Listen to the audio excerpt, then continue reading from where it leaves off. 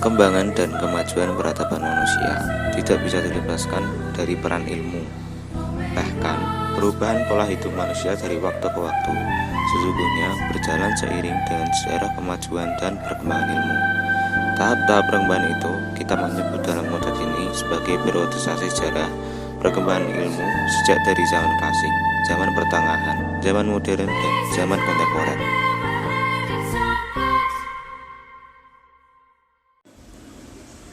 Filsafat secara etimologi merupakan kata serapan dari Yunani philosophia yang berarti philo adalah cinta.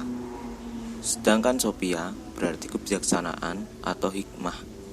Jadi dapat kita tarik konklusi cinta pada kebijaksanaan ilmu pengetahuan itulah filsafat. Namun ketika kita tilik dari segi praktisnya, berarti alam pikiran atau alam berpikir. Berfilsafat artinya berpikir secara mendalam dan sungguh-sungguh. Sedang kata kontemporer sendiri mempunyai korelasi sangat erat dengan modern. Dua kata yang tidak mempunyai penggalan masa secara pasti.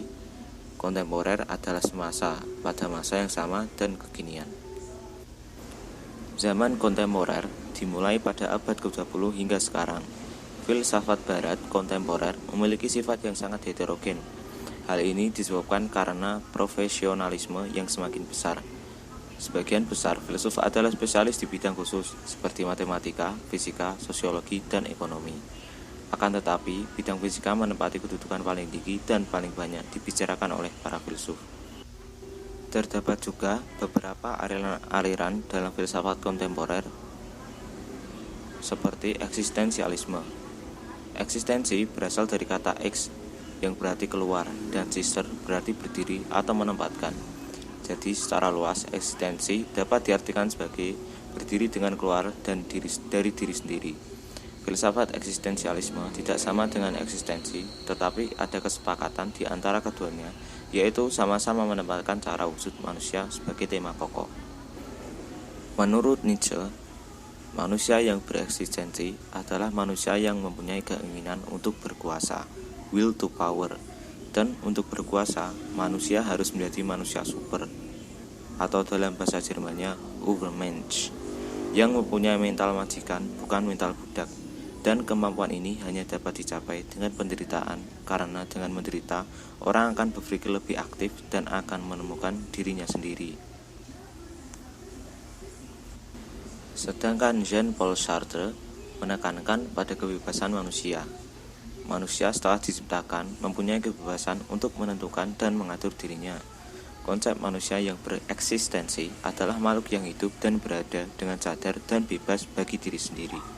Kemudian terdapat sosialisme komunisme atau yang biasa disebut Marxisme. Teori Marxis dikemukakan oleh Karl Marx pada tahun 1818 sampai 1883. Ide dasar daripada teori ini adalah penentangan terhadap adanya sistem hierarki kelas, karena ianya adalah penyebab yang paling utama di dalam sosial problem, dan ianya mesti diakhiri oleh revolusi proletariat atau buruh. Dengan lain perkataan, boleh dijelaskan bahwa Marx mencoba mencari kesamarataan, yaitu kesamarataan antara kaum borjuis, golongan ekonomi kelas atas, dengan kaum buruh atau pekerja, golongan ekonomi kelas rendah. Marx menganggap selama ini golongan pekerja atau kaum buruh telah ditindas oleh kaum elit, sehingga perlu diadakan sebuah evolusi secara drastis.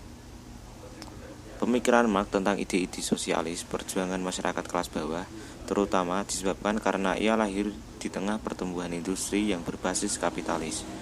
Perusahaan-perusahaan yang mempekerjakan buruh dengan jam kerja yang sangat panjang setiap hari, yang sifatnya paten, dan dengan upah yang sangat minimum. Upah yang sangat minim yang diperoleh para buruh bahkan hanya cukup membiayai makan sehari. Marx melihat kelas sosial yang tercipta berdasarkan hubungan kerja yang terbangun antara para pemilik modal dan buruh sangat bertentangan dengan prinsip keadilan. Kelas sosial paling bawah yang terdiri atas kelompok buruh dan budak sering diistilahkan dengan kaum proletar. Adanya kelas sosial yang menciptakan hubungan yang tidak seimbang tersebut membanyak pada pemikiran ekstrem.